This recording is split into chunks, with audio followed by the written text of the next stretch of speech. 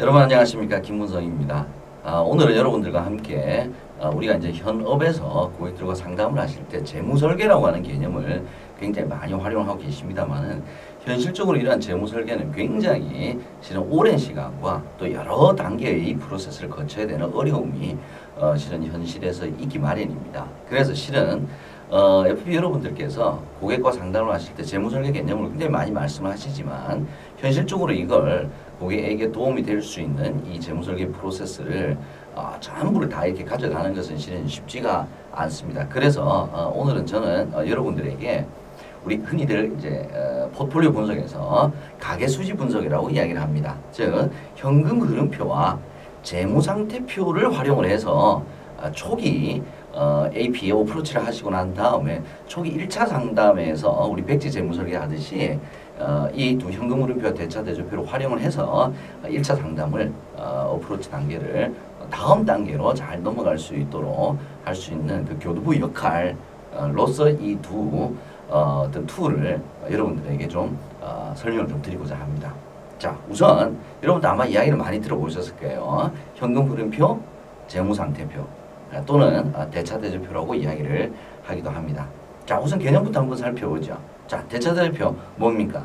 예, 고객의 어떤 특정 시점이죠. 보통은 이제 상담을 하시게 되면 지금 현재 단계에서 고객이 가지고 있는 자산과 부채를 의미를 하는 겁니다. 그걸 자산은 어떤 형태로 가지고 있나, 또 규모는 얼마나 되나, 그리고 부채는 또 어떤 유형의 부채를 얼마나 가지고 있나 하는 것, 일단 금액을 파악하는 거죠. 그래서 특정 시점에서의 자산과 부채 상태를 파악을 해서 고객의 현재 재무 상태를 판단할 수 있는 그런 표가 바로 재무상태표다.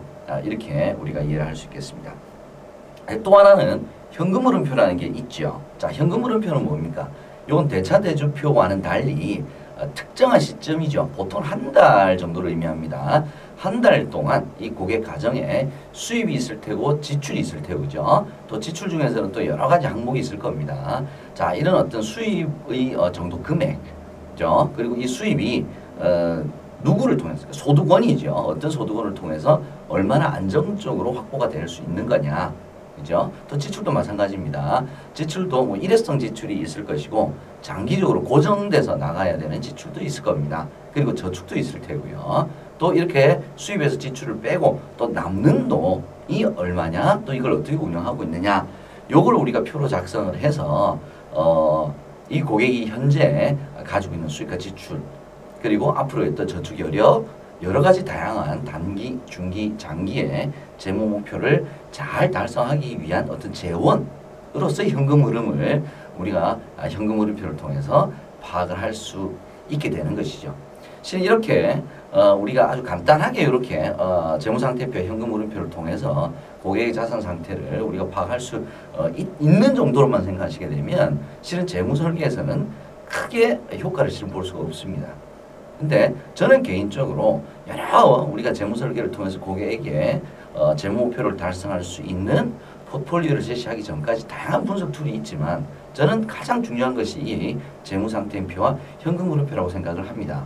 실은 이것만 있어도 실은 얼마든지 우리가 백지 재무설계 하듯이 고객의 재무설계를 실은 진행할 수 있다는 점을 좀 더 여러분들에게 강조를 좀 드리고 싶고, 그래서 오늘 제가 설명드리고자 하는 것은 바로 이 표를 어떻게 그럼 작성하면 되겠느냐, 그리고 이 표를 어떻게 활용하면 되겠느냐 하는 것을 저희가 이번에 스톨즈 프로그램을 통해서 여러분들에게 소개를 좀 하려고 합니다. 그래서 간단하게 스톨즈 프로그램을 통해서 이걸 어떻게 그러면 활용하면 되느냐 하는 것을 여러분 저하고 이제 같이 한번 살펴보도록 하겠습니다.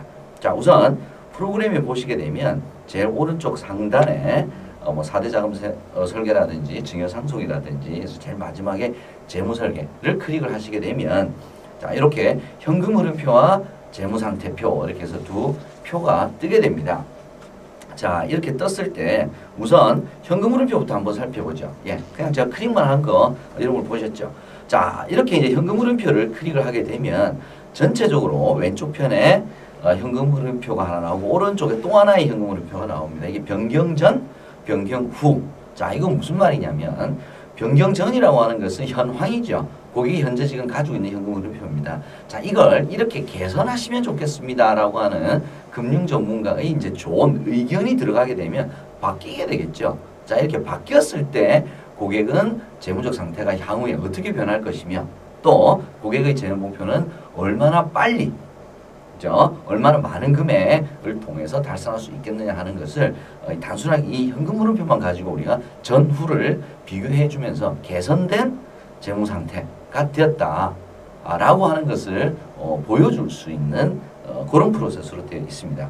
그래서 하단부에는 우리가 현금 흐름표 분석을 통해서 흑자율이라든지 보장성 보험의 가입 불입률, 소득 대비, 노후 대비 금융상품 가입률, 그리고 평균 소비 성향, 소득 집중도, 가계 저축 비율 등 우리가 현금 흐름표를 통해서 통계적으로 어떤 평균치에 내지는 우리가 이제 합리적이거나 그럼 적절한 수준의 이런 비율들을 거기 가지고 있는지를 우리가 한번 비교를 해보는 거죠. 역시 여기도 변경 전, 변경 후, 변경 전 현황에 따른 현금 흐름표를 작성하시게 되면 자동으로 계산이 되어서 이런 비율들이 디스플레이가 될 거고요. 또 여러분께서 조정을 한 변경 후를 여러분께서 작성을 하시게 되면 자동적으로 이 비율도 변경 후가 뜨게끔 그렇게 되어 있습니다. 자, 그럼 우선 현금 흐름표부터 한번 살펴보죠.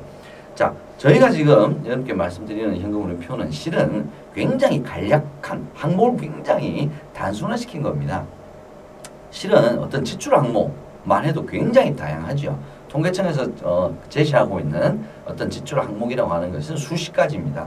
문제는 우리나라 사람들 같은 경우에는 고객분들 같은 경우에 이런 지출 항목들을 정확하게 인지를 하고 있지 못하시다라고 하는 것이 문제죠. 뭐 이제 예를 한번 들어보겠습니다. 외식비. 자, 요즘 우리 어떻습니까? 여러분들도 마찬가지고 고객분들도 한 달에 외식이라고 하는 행사를 통해서 지출하는 돈이 없지는 않으실 겁니다. 점점 더 많아지죠, 그죠? 자, 그럼 외식의 범위가 도대체 어디서부터 어디까지냐 하는 겁니다. 예를 하나 들어볼까요? 자, 집에서 짜장면 시켜 먹었습니다. 이거 외식비입니까? 이제 짜장면 시켜 먹으면은 배달 들고 오는 사이에 부르터서 맛이 없어요. 그래서 아파트 상가에 가서 짜장면 한 그릇 먹고 오자. 그럼 이거는 식료품비입니까? 외식비입니까? 헷갈리죠? 그죠? 사람마다 다 달라요. 뭐 경조사비를 미리 계획해서 잡으시는 분도 있고 갑자기 생긴 경조사 이거 어떻게 할 겁니까? 그죠? 예. 이렇기 때문에 실은 이런 어떤 소비 항목들을 다 구체적으로 나열하면 굉장히 좋긴 하겠지만 실은 이건 나열하는 것 자체가 스트레스라 이거죠. 그래서 제가 항목을 하나씩 우리 입력을 한번 해보면서 제가 여러분들에게 그런 의미라고 하는 것들을 같이 한번 여러분께 설명을 좀 드리도록 하겠습니다. 자, 여기서 이제 입력을 하실 때는 여기 하단부에 보시면은 자, 입력과 변경하기라고 하는 폴더가 있습니다. 요걸 딱 클릭을 하시게 되면 이렇게 이제 큰 화면으로 입력을 하라고 이렇게 이제 나옵니다. 자, 왼쪽 상단에 보시게 되면 이제 변경 전입니다. 요건 이제 고객의 현황을 받는 거죠. 자, 예를 들어서 이제 근로소득 500만 원. 500만 원을 가정하겠습니다. 본인입니다. 만약에 맞벌이시라면은 맞벌이인 경우에는 배우자. 이제 소득원도 굉장히 중요한 문제죠. 그죠? 어느 소득원에서 얼마가 소득이 발생하느냐 하는 것은 굉장히 중요한 문제입니다. 왜 중요하죠? 왜 중요합니까? 바로 보장설계 때문에 그렇습니다. 자, 보장설계라고 하는 것은 뭡니까?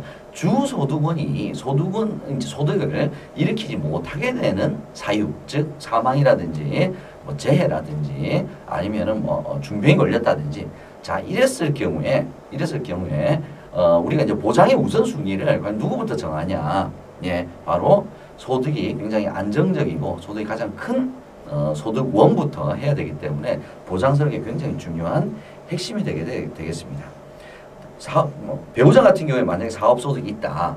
조금만 부업을 한다든지 뭐 이랬을 경우에 150만 원. 자, 이랬을 경우에 사업소득 같은 경우는 특징이 뭐냐? 근로소득은 굉장히 안정적이죠. 안정적입니다. 회사를 이직하거나 그러면 회사를 강제로 뭐 퇴사하는 경우가 아니면 안정적인데 사업소득은 어떻습니까? 매달 이렇게 똑같지가 않죠. 불안정하다는 게 불안정한 거죠. 그런 특징을 가지고 있다라는 거 여러분께서 알아두시면 좋겠고요. 이렇게 입력을 하시게 되면 이제 왼쪽 상단에 이 고객분의 가정의 한 달 총 수입이 650만 원이다. 이렇게 이제 계산이 돼서 자동적으로 나옵니다. 자, 그럼 이제 생활비 있겠죠. 지출로 보겠습니다. 지출은 크게 소비 지출이냐, 비소비 지출이냐, 이렇게 이제 나눠집니다. 자, 소비 지출은 뭐죠? 예, 쓰고 없어지는 겁니다.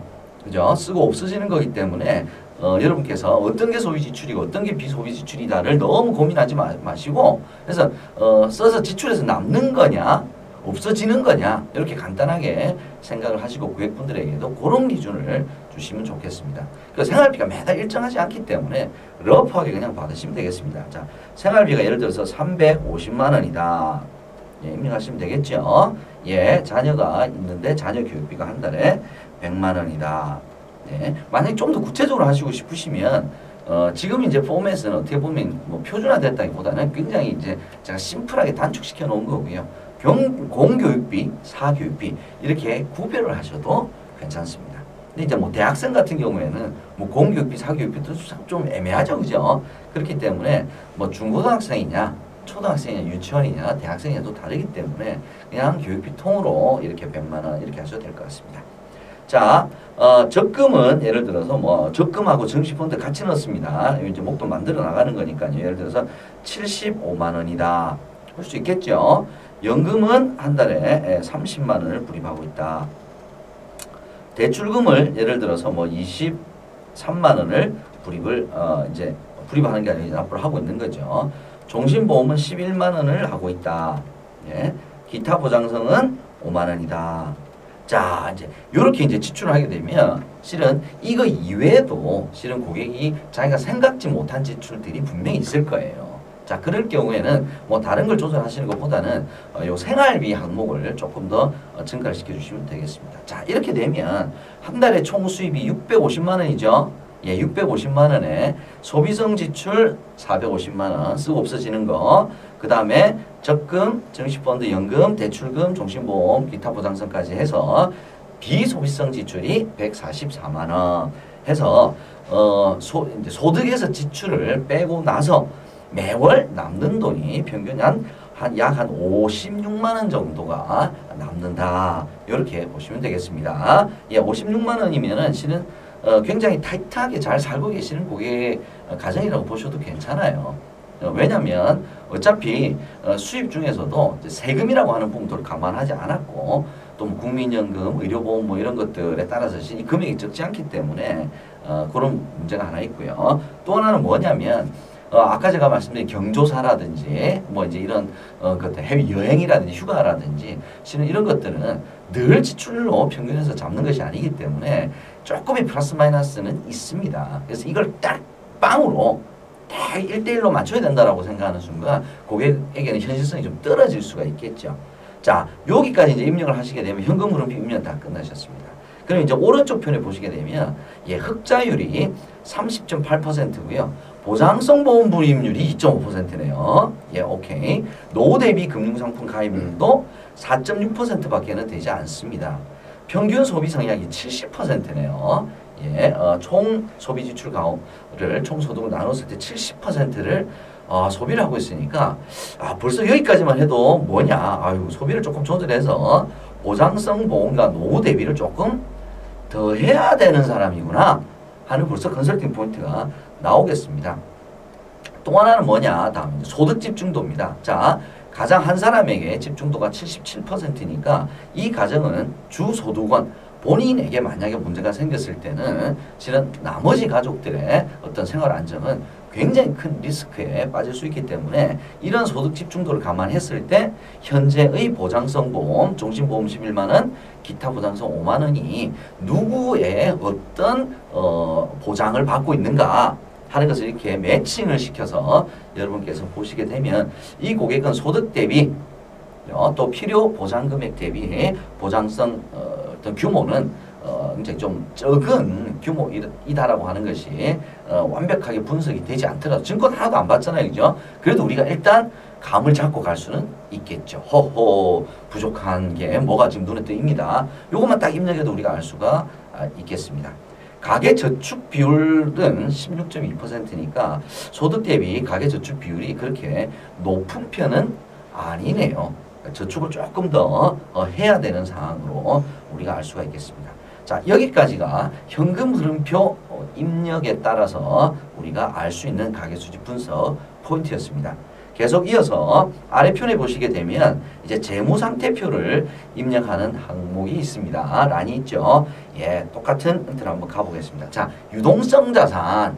보통 이제 자산은 크게 금융자산 아니면 부동산 자산 아니면 기타 자산 이렇게 크게 세 가지로 나눕니다. 근데 기타 자산은 먼저 쉬운 것부터 말씀드리면 기타 자산은 간단한 거죠. 뭐 골프 회원권, 콘도 회원권 뭐 이런 겁니다. 집안의 미술품 뭐 이런 겁니다. 근데 이런 것들이 현실적으로 이게 현금화가 가능한 자산이냐에 따라서 왜냐면 우리 재무설계에서는 뭐가 중요하냐면 우리 집에 뭐 있어? 뭐 우리 옛날에 어릴 때 그런 거 있지 않습니까? 뭐 우리 삼촌은 3스타야 뭐 이거 뭐 자랑하는 거하고 똑같다 이거죠. 왜? 현금화가 안 된다면 이사할 때 집만 되는 거죠. 그죠? 예. 맨날 청소하려고 그러면 힘들죠. 돈은 안 되고. 자, 이런 것은 실은 우리가 재무 설계를 할 때 별 도움이 안 됩니다. 자, 이런 논리로 마찬가지로 부동산 자산도 그렇습니다. 자, 우리나라 같은 경우는 부동산 자산이 보통 가계 평균 전체 자산 대비 75%, 6%뭐 이렇게까지 실은 높죠. 자, 그러다 보니까 뭐냐? 자, 부동산은 어떤 특성을 가지고 있습니까? 예, 현금화하기가 어렵습니다. 왜 현금화하기가 어려우냐? 자산 대상 자체의 특성이 부동산 큰 경우에다 그죠? 그런 것도 있지만 또 하나는 뭐냐면 살 집은 있어야 될 거 아니에요. 그죠? 그렇기 때문에 주거용 부동산인 경우에는 거의 재무설계를 통해서 현금화시켜서 다른 재무 목표를 위해서 쓰기란 실은 은퇴 이후에 집을 줄이거나 주택연금으로 활용하는 방법밖에는 없습니다. 그래서 주거용이냐 투자용이냐만 여러분께서 구별해 주시면 좋겠습니다. 투자용은 그래도 현금화를 할 수 있는 여지가 좀 있겠죠. 자, 그렇다면 이 투자용은 매각을 해서 다른 자녀의 교육자금이나 은퇴자금으로도 당장 가용할 수 있는지를 여러분께서 판단해 주시면 되겠습니다. 자, 그럼 기타 자산은 뭐 있으신 보다 없으신 분이 더 많으니까 일단 0으로 한번 가보죠. 자, 부동산은 예를 들어서 뭐 4억 5천만 원이다. 예, 입력해 보겠습니다. 그럼 이제 금융자산이 남습니다. 그래서 거의 대부분 우리 고객들이 가용할 수 있는 자산이라고 하면 금융자산일 가능성이 높습니다. 이 금융자산은 크게 세 가지로 나눠집니다. 하나는 유동성 자산, 또 하나는 적립형 자산, 세 번째는 거치형 자산입니다. 자, 쉬운 거 유동성 자산 볼게요. 어떤 게 유동성 자산입니까? 우리가 유동성 상품 하는 건 대표적인 게 어떤 게 있죠? 보통예금, 가계저축예금, MMF, MMD, CMA 언제든지 수시로 입출금이 가능한 상품, 비상금, 내지는 투자 대기자금 요런 걸 이야기하는 거죠. 그래서 실은 유동성 자산은 적으면 적을수록 좋습니다. 왜? 유동성 자산에 만약 1억씩 가지고 있다 그러면 MMF나 CMA가 금리가 적진 않지만 기간을 정해서 거치형으로 운용하는 것보다는 자산 운용의 효율성이 떨어집니다. 뭐냐? 수익률이 떨어진다는 거죠. 그래서 적절한 규모의 유동성 자산을 가지고 있는 것이 가장 좋다라고 하는 것이 컨설팅 포인트가 되겠습니다. 자, 이 고객의 경우에는 자, 유동성 자산이 2,500만 원을 가지고 있습니다. 자, 많습니까? 적습니까? 많죠. 2,500만 원씩이나 가지고 있을 이유가 없죠. 왜? 다음 달에 500만 원 또 월급이 나오는데 들어오잖아요. 그죠? 그렇기 때문에 특별한 단기 재무 목표가 있는지 없는지를 여러분께서 확인해 주실 필요가 있어요. 이럴 경우에는 만약에 없다 그러면은 이 자원을 빼서 거치형 적극적인 자산 운용으로 활용하십시오라고 조언을 해 주시는 게 맞겠죠. 자, 적립식 자산은 뭐하고 관련돼 있냐면 바로 우리가 현금 흐름표 비소비 지출에 바로 적금하고 정시펀드 매달 75만 원씩 이분 지금 불입하고 있죠. 자, 이게 지금까지 얼마나 불입했느냐 하는 겁니다. 그죠? 지금까지 이제 불입했던 이제 기납입액이라고도 이야기를 합니다. 자, 75만 원씩을 10년간 부었다. 이거 얼마입니까? 그럼 이자까지 합치면은 한 9천만 원 이렇게 되겠죠. 그죠? 적립식 자산 굉장히 중요합니다. 왜 중요하냐면 적립식 자산은 곧 뭘로 바뀌느냐? 거치형 자산으로 바뀔 수 있죠. 그렇기 때문에 예, 지금 현재까지 불입하고 했던 안 쓰고 아직 만기가 남아있는 적립식 자산이 얼마냐? 예, 5천만 원이라고 가정해 보겠습니다. 5천만 원. 야, 괜찮죠? 그 다음에 거치형 자산은 예를 들어서 2억 2천만 원을 가지고 있다. 예, 2억 2천만 원이죠. 그런데 집을 사면서 이 양반이 뭐냐? 담보대출로 한 1억 3천만 원을 받았는데 그동안 상환 좀 했으니까 1억 1천만 원 남았다. 예, 남아있을 수 있죠. 그죠? 예, 요렇게 이제 입력을 하시게 되면, 자, 이분은 전체 자산이 7억 4,500만 원 가지고 있는데, 부채가 1억 1,000만 원이죠. 예, 그래서 순자산은 6억 3,500만 원의 순자산을 가지고 있는 고객이 되겠습니다. 자, 이제 우리 요것만 파악을 해서 입력을 했는데도 벌써 엄청나게 많은 컨설팅 포인트가 여기서 나와버려요. 먼저, 자, 제가 말씀드렸죠. 자, 유동성 자산이 많거나 적립형 자산이 많다는 것은 이분 어떤 재무적 목표가 있을 가능성이 높아요. 그래서 단기적인 어떤 재무적 목표가 있느냐, 뭐 자녀가 곧 대학을 간다든지 집을 확장한다든지 아니면 다른 집안에 무슨 큰일이 있다는 차를 바꾼다든지 뭐 여러 가지 있을 수가 있겠죠. 자, 이런 어떤 재무적 목표가 뭐가 있느냐를 우리가 판단해 보실 수가 있겠고요. 그 다음에 거치형 자산인 경우에는 이 거치형 자산도 바로 이제 현금화가 당장 가능한 거죠. 그렇기 때문에 단기, 중기 재무 목표용으로 사용 가능한 자산이기 때문에 실은 적립형이나 거치형이나 유동성 할 것 없이 금융자산의 비중이 높으신 분은 매월 발생하는 잉여자금을 장기 목적 자금인 은퇴나 보장을 위해서 다 뺄 수가 있는 비중을 높게 가져갈 수 있는 그런 특성을 가지고 있습니다. 만약에 금융자산이 별로 없다 그러면 매달 1,000만 원씩 여유자금이 생겨도 이 돈 가운데 상당 부분은 800만 원, 900만 원을 다 뭘로 해야 되냐면 단기, 중기 목적 자금 요거로 이 사람 쓸 수밖에 없어요. 왜? 장기로 다 했다가 중간에 뭔 일 생기면 어떡합니까? 그래서 큰 어떤 그 장기 비중을 높게 가져갈 수가 없다라고 하는 특성을 가지고 있다. 이것은 이제 현금 흐름표와 재무상태표만 가지고도 우리가 알 수가 있겠죠. 조금 더 나아간다면 적립식 자산이나 거치형 자산이 투자형 상품으로 가지고 있느냐, 안정형 상품으로 가지고 있느냐에 따라서 또 이분의 투자 성향까지도 우리가 알 수가 있다라는 거 여러분께서 알아두시면 좋겠습니다. 현금 흐름표와 마찬가지로 이렇게 입력을 하시게 되면 오른쪽 상단에 이 재무상태표를 통한 비율이 나옵니다. 먼저 금융자산 비율 39.6%고 부동산 자산 비율이 60.4%니까 실은 평균 대비해서 금융자산의 비중이 조금 높은 편이긴 합니다만은 뭐 연령대에 따라서 주택을 더 확장하고자 하는 니즈가 단기적으로 있으시다면 실은 거치형 자산이 결국 다 금융자산이 부동산 자산으로 바뀔 수밖에 없기 때문에 실은 요 정도를 유지를 하십시오 라고 일단 조언을 해 주시는 것이 좋겠다라는 말씀드립니다.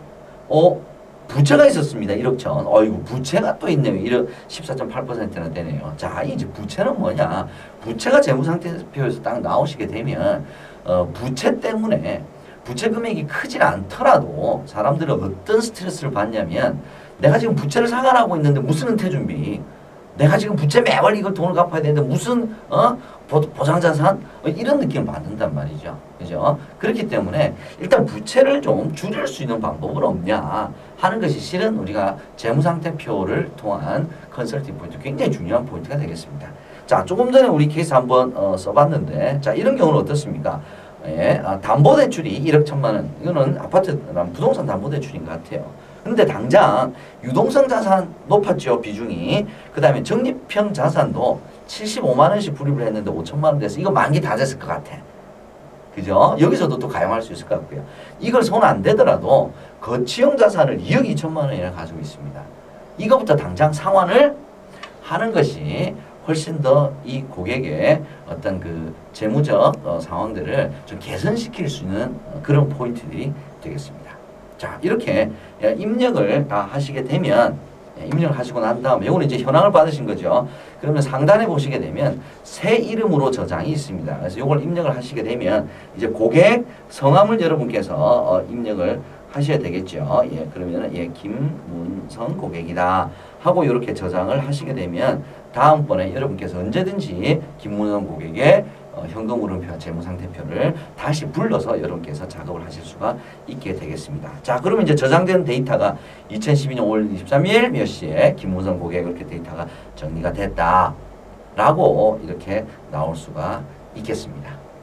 자, 이렇게 해서 첫 번째 시간 재무상태표와 현금 흐름표에 대한 개념과 각 항목별 우리가 또 의미 그리고 이러한 것들을 요것만 가지고도 우리가 어떻게 잘 활용을 할 수 있겠느냐 하는 아까 제가 서두에도 말씀드렸습니다만은 초기 면담 다음에 1차 상담 요 정도에서 고객의 재정적 니즈를 이끌어내는 간단한 표. 만약에 이게 없다 그러면은 T자형으로 백지에다가 하셔도 괜찮아요.